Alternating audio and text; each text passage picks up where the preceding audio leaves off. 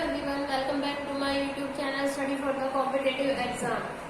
तो आज की क्लास हम स्टार्ट करेंगे जनरल स्टडी की, ठीक है। और जनरल स्टडी में हमारा सब्जेक्ट रहेगा इकोनॉमिक्स, ठीक है। इकोनॉमिक्स में जो है हमारा टॉपिक है मैक्रो, ठीक है। मैक्रो इकोनॉमिक्स के जो है कुछ जो बेसिक क्वेश्चन है, जो इम्पोर्टेंट है एग्जाम के पॉइंट ऑफ व्यू से, वो क्वेश्चन हम डिस्कस करेंगे, ठीक है। तो स्टार्ट करते हैं हम। हमारा जो फर्स्ट क्वेश्चन है क्या है, when there is a fact on economic activity of a specific country due to the import and export, then such economics are called। अब इसका कहने का मतलब ये है कि जिस भी इकोनॉमिक में एक्सपोर्ट या इंपोर्ट का इफेक्ट पड़े तो वो कौन सी इकोनॉमिक होती है। तो कौन सी इकोनॉमिक होती है, वो ओपन इकोनॉमिक। कौन सी? Open economics. और ये इंडिया में जो इनैक्ट की गई थी वो कब की गई थी, 1991 में, जो हमारी न्यू इकोनॉमिक पॉलिसी बनी थी उसी के बाद से इनैक्ट किया गया था, ठीक है। नेक्स्ट क्वेश्चन है हमारा, the world wide great depression, the world wide great depression happen in which year. अब देखो सबसे ज्यादा मंदी का दौर जो था वो कब आया था हमारे इकोनॉमिक्स में, जो वर्ल्ड वाइड था, ये केवल इंडिया के ही लिए ही नहीं था, ऑल ऑफ द कंट्रीज के लिए था। कब आया था, 1929, ठीक है। और ये स्टार्ट जो हुआ था डिप्रेशन 1929 से 32 तक ये रहा था, ठीक है। नेक्स्ट क्वेश्चन है हमारा, which among the following is not investment of goods and services. अब हमें कुछ ऑप्शंस दिए गए हैं, इनमें से पूछा है कि investment of the goods and services कौन सा नहीं है, ठीक है। अब देखो सिंपल सी बात है, इन्वेस्टमेंट का मतलब क्या होता है, आप किसको जो कहीं पर आप पैसा इन्वेस्ट करो, ठीक है, तो उसी से रिलेटेड है हमारा। अब पहला है कॉस्ट ऑफ मशीनरी, ठीक है। आप देखो कॉस्ट ऑफ मशीनरी तो हमारा होता है इन्वेस्टमेंट, क्योंकि किसी भी मशीनरी पर हम पैसा इन्वेस्ट करते हैं, लॉन्ग टर्म के लिए करते हैं, ठीक है। सेकेंड है increase in cost of raw goods, ठीक है। अब रॉ गुड्स के लिए भी हम अगर हमें प्रोडक्शन करनी है उसके लिए हमें रॉ गुड्स पर भी इन्वेस्ट करना होगा, ठीक है। थर्ड है increase department of the economic. अब देखो यहाँ पर देखो डिपार्टमेंट, अब अगर हम कोई कंपनी बना रहे हैं डिपार्टमेंट में डिपार्टमेंट बनाते चले जाएंगे, क्या उसमें हमें इन्वेस्टमेंट करना होगा? नहीं। तो ये हमारा आंसर बिल्कुल सही रहेगा, increase department of an economy, ठीक है। तो सी ऑप्शन हमारा बिल्कुल राइट रहेगा। अब कॉस्ट ऑफ बाइंग हाउस, अब हम घर खरीदते हैं उसमें भी तो इन्वेस्टमेंट ही करते हैं ना, ठीक है। तो नेक्स्ट क्वेश्चन है हमारा, प्रिपेयरिंग बटर एंड घी, ठीक है। Preparing butter and ghee for household consumption of our family, ठीक है। अब इसने कहा कि बटर और घी का जो है हाउस होल्ड कंजप्शन के लिए जो है अपनी फैमिली के लिए जो है प्रोडक्शन कर रहे हैं उसके लिए, तो वो किस में होगा, ठीक है। अब वो किसका पार्ट होगा, ऑन अकाउंट प्रोडक्शन, ठीक है। ऑन अकाउंट प्रोडक्शन, वो हम अपने लिए ही तो प्रोडक्शन कर रहे हैं, ठीक है, तो उसे हम बोलेंगे ऑन अकाउंट प्रोडक्शन, ठीक। नेक्स्ट क्वेश्चन है, मल्टीनेशनल फर्म इज कॉल्ड। अब मल्टीनेशनल, मल्टी का मतलब होता है बहुत सारा मिक्सअप होना, ठीक है। तो मल्टीनेशनल फर्म क्या होगी, a single company established in different country, ठीक है। एक सिंगल कंपनी अलग अलग कंट्रीज में जब एस्टेब्लिशमेंट कर लेती है उसे ही कहते हैं मल्टीनेशनल फर्म, ठीक है। नेक्स्ट क्वेश्चन है हमारा question number 6, internal profit. Internal profit क्या होता है, इंटरनल प्रॉफिट, ठीक है। अब क्या है आंसर में से क्या दिया है, happen in firm, happens in firm when they expand their product, ठीक है।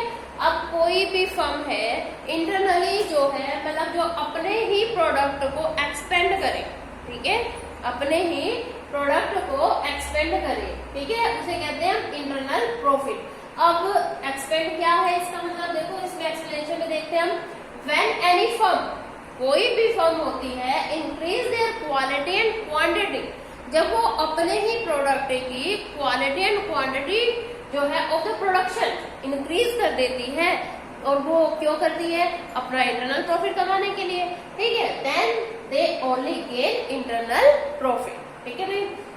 नेक्स्ट है question number 7, the best example of capital intensive industries in India. अब देखो वैसे कैपिटल इंटेंसिव का मतलब जहां पर हमें ज्यादा से ज्यादा कैपिटल लगाना होता है, ठीक है, जहां पर हमें ज्यादा कैपिटल लगानी होती है। हमारे इंडिया में जो है वो बेस्ट एग्जांपल कौन सा है कैपिटल इंटेंसिव इंडस्ट्रीज का, वो है हमारा स्टील इंडस्ट्री। कौन सी है? स्टील इंडस्ट्री, ठीक है। अब नेक्स्ट क्वेश्चन है हमारा the removal of provisions and hindrance, ठीक है, मीन्स प्रतिबंध और जो ये है ये चीज हटा दी जाए बाय द गवर्नमेंट, तो इसे क्या कहा जाएगा? लिबरलाइजेशन, ठीक है, लिबरलाइजेशन। इसमें क्या होता है, कुछ चीजों से लाइसेंस हटा दिए जाते हैं, टैक्स हटा दिए जाते हैं, तो इस पॉलिसी को क्या कहते हैं हम? लिबरलाइजेशन, ठीक है भाई। क्वेश्चन नंबर 9 है हमारा what is related to south debate, ठीक है। अब यहाँ पर क्या है? साउथ डिबेट, ये थोड़ा सा नया पॉइंट है हमारे लिए। अब साउथ डिबेट क्या होती है, ठीक है। अब साउथ डिबेट का रिलेशन होता है हमारा cooperation between the developing country. अब जितनी भी हमारी डेवलपिंग कंट्री है उनके बीच में जो कोऑपरेशन मीन्स उनके बीच में सहयोग बनाए रखना, ठीक है, उसका मतलब होता है साउथ डिबेट, ठीक है। अब देखो SS organisation means south organisation was held, कब हेल्ड की गई थी? 14 to 16 दिसंबर 1978 इन तंजानिया। वहां पर तंजानिया, और इसका एम क्या था? Was to put focus for the new international economics view, ठीक है, न्यू इंटरनेशनल इकोनॉमिक व्यूज, ठीक है। इंटरनेशनल लेवल पर जो इकोनॉमिक में नए व्यूज आना है उन पर फोकस करना इनका एम था, ठीक है। Question number 10 in a economic, ठीक है, in economic developing stage means क्या होता है? डेवलपिंग स्टेज का मतलब, ठीक है, तो क्या है? Starting of steadily increasing economy. अब देखो starting of the steadily increasing economy, ये हमारा डेवलपमेंट स्टेज होती है। देखो कैसे? अब स्टेडली का मतलब होता है उतार चढ़ाव, कभी कम कभी ज्यादा। अब देखो कोई भी हम काम करना स्टार्ट करते हैं, कभी हमें घाटा होता है, प्रॉफिट होता है, कभी लॉस होता है, ठीक है। इस तरीके से जो होता है, जो हमारा कभी लॉस तो कभी प्रॉफिट, इस पॉइंट ऑफ व्यू से जब हमारी इकोनॉमिक स्टार्ट होती है, ठीक है, इंक्रीज करना शुरू होती है, तो उसे हम डेवलपमेंट स्टेज बोलते हैं, ठीक है। क्वेश्चन नंबर 11, ठीक है। अब क्वेश्चन नंबर 11 में क्या है? The tree like structure of record database in which model, कौन से मॉडल में tree like structure of record data base, किन डाटा जो है हमें ट्री लाइक स्ट्रक्चर में हमें रिकॉर्ड करना होता है, तो कौन सा मॉडल होता है? वो हायरार्किकल मॉडल, ठीक है। अब ये जो मॉडल है हर एक इकोनॉमिस्ट के नाम से ही बनते हैं, तो इसने हायरार्की ने ही इसका ये मॉडल बनाया था, इसे हायरार्किकल मॉडल का नाम दे दिया गया, ठीक है। क्वेश्चन नंबर 12, अब क्वेश्चन नंबर 12 में क्या है? According to Keynes consumption function relation between. अब केंज के अकॉर्डिंग जो कंजप्शन फंक्शन है वो उसके बीच में रिलेशन किस का है? अब देखो किस का रिलेशन है इसमें? Total consumption and total income, ठीक है। अब जो हमारा केंज का कंजप्शन फंक्शन हमेशा ही इनकम और कंजप्शन के बीच में ही रिलेशन दिखाता है, ठीक है। एक मिनट, ठीक है भाई। According to Keynes consumption function relation between क्या था? Total consumption and total income, ठीक है। नेक्स्ट क्वेश्चन है हमारा 13 the interest in infrastructure is less because. अब देखो जो इंफ्रास्ट्रक्चर में इन्वेस्ट करते हैं लोग, जो फर्म्स बड़ी, तो उनका इंटरेस्ट कम क्यों होता है? क्यों होता है? क्योंकि देखो इसमें क्या है? Profit is gain after a long time. क्योंकि देखो इसमें जो प्रॉफिट है, हमें जो है स्टार्टिंग लेवल पर हमें प्रॉफिट नहीं होता, वो होता हमें लॉन्ग टाइम के बाद, ठीक है। इसीलिए जो है इंफ्रास्ट्रक्चर में जो इंटरेस्ट है वो कम होता है। नेक्स्ट क्वेश्चन है world bank is also called. अब देखो वर्ल्ड बैंक को क्या कहते हैं, ठीक है? International bank for reconstruction and development, ठीक है। वर्ल्ड बैंक को क्या कहा जाता है? International bank for reconstruction and development bank, ठीक है। इसकी एब्रिविएशन IBRD, ठीक है, IBRD। अब ये देखो फॉर्मेट मीन्स एस्टेब्लिश कब हुआ था? 1944 में। कब हुआ था? 1944 में, ठीक है। कि जो है इसको कहते हैं IBRD और फाउंडेड कब हुआ है ये 1944 में। ठीक है, अब नेक्स्ट क्वेश्चन है हमारा question number 15, what will happen if labour productivity is increase. अब देखो क्या होगा अगर लेबर प्रोडक्टिविटी बढ़ा दी जाए। ठीक है, लेबर प्रोडक्टिविटी बढ़ा दी जाए तो क्या होगा, labour demand curve will shift towards the rightward. ठीक है, लेबर जो डिमांड कर्व है वो शिफ्ट हो जाएगा राइट की तरफ।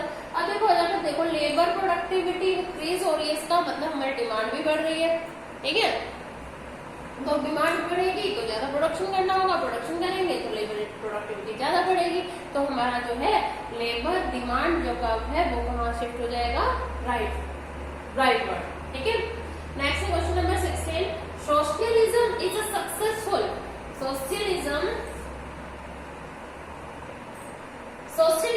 Successful in achieving because. अब सोशलिज्म जो है वो सक्सेसफुली अचीव कैसे किया जा सकता है। ठीक है, कैसे, access socialistic approach in society. ठीक है, सोसाइटी के अंदर हम ज्यादा से ज्यादा सोशलिस्टिक अप्रोच को बढ़ावा देकर। अब देखो सोशलिस्टिक अप्रोच में होता क्या है। ठीक है, इसमें क्या होता है कि मेकिंग सोशल वेलफेयर। ठीक है, इसमें जो है हम सोशल वेलफेयर जितनी ज्यादा करेंगे उतना ही हमारा सोशलिज्म में सक्सेसफुल होगा। ठीक है, question number 17, the capital of IMF is made up by the contribution of। अब देखो IMF क्या है हमारा, IMF हमारी टर्म है जिसे हम कहते हैं इंटरनेशनल मॉनेटरी फंड। क्या कहते हैं, इंटरनेशनल मॉनेटरी फंड। ठीक है, अब ये देखो कैपिटल जो IMF की जो कैपिटल है वो कैसे बनती है। ठीक है, कैसे, इसके कंट्रीब्यूशन से बनती है मेंबर ऑफ नेशन।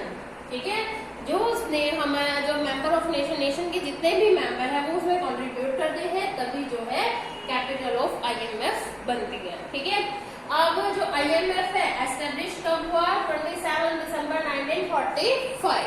ठीक है, ध्यान रखना हमारा जो IBRD जो वर्ल्ड बैंक है वो भी फाउंड हुआ 1944 में, और जो हमारा IMF है ये हुआ 1945 में। ठीक है, next question number 18, the term micro and macro economic was coined bye. अब देखो जो टर्म है माइक्रो और मैक्रो। ठीक है, माइक्रो और मैक्रो इकोनॉमिक्स जो टर्म है वो सबसे पहले कॉइन किसने सबसे पहले इसको बताया, इसने रैगनर फ्रिश ने। ठीक है, नेक्स्ट क्वेश्चन है micro and macro word was firstly used by. अब देखो ऊपर वाला क्वेश्चन में पढ़ा है the term micro and macro economic was coined bye. सबसे पहले कॉइन किसने किया था, रैगनर फ्रिश ने। अब उसने कॉइन किया है तो सबसे पहले वर्ड्स का यूज भी किसने किया होगा, रैगनर फ्रिश ने। ठीक है, किसने, रैगनर फ्रिश ने। ठीक है, नेक्स्ट क्वेश्चन 20 हमारा है Arthashastra by Kautilya is related with. अब देखो अर्थशास्त्र किसने लिखी है, कौटिल्य ने। वो रिलेट किससे है, आंसर है हमारा पॉलिटिकल राइट्स। किससे, पॉलिटिकल राइट्स।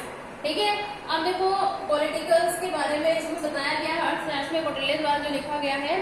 अब देखो जो अर्थशास्त्र है वो लिखी किस लैंग्वेज में गई है, Arthashastra was written in Sanskrit language. ठीक है, तो किसमें लिखी गई है अर्थशास्त्र, इसमें संस्कृत लैंग्वेज में।